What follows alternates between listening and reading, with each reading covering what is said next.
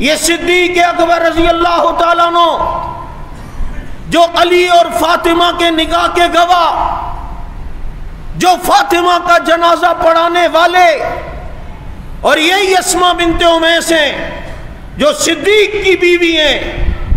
حضرت فاطمہ جب بیمار ہوئیں، پوچھ کہ حضرت فاطمہ کی تیمارداری جو عورت کرتی تھی اس کا نام کیا ہے؟ حضرت فاطمہ کی خدمت جو عورت کرتی تھی اس کا نام کیا ہے؟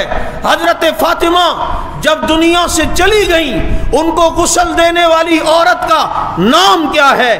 کفن دینے والی عورت کا نام کیا ہے؟ شیعہ کتاب بھی بتائے گی، سنی کتاب بھی بتائے گی، اور وہ واضح طور پر جس شخصیت کا نام لے گی کہ وہ عورت جس نے فاطمہ کی خدمت کی، فاطمہ کو غسل دیا، فاطمہ کو کفن دیا، فاطمہ کی بیماری کے ایام میں ان کی دوائی کا اہتمام کیا، دنیا اسے صدیق کی بیوی اسماء بنت امیس کہتی ہے۔ اور پھر جب جنازہ تیار ہے خاتون جنت کا تو علی نے فرمایا آپ نے پڑھانا ہے۔ علی تیری بیوی یہ پڑھا لے، پڑھاتا، لیکن حضور نے نہیں فرمایا جہاں ابو بکر ہو وہاں کسی کو امامت کی اجازت نہیں۔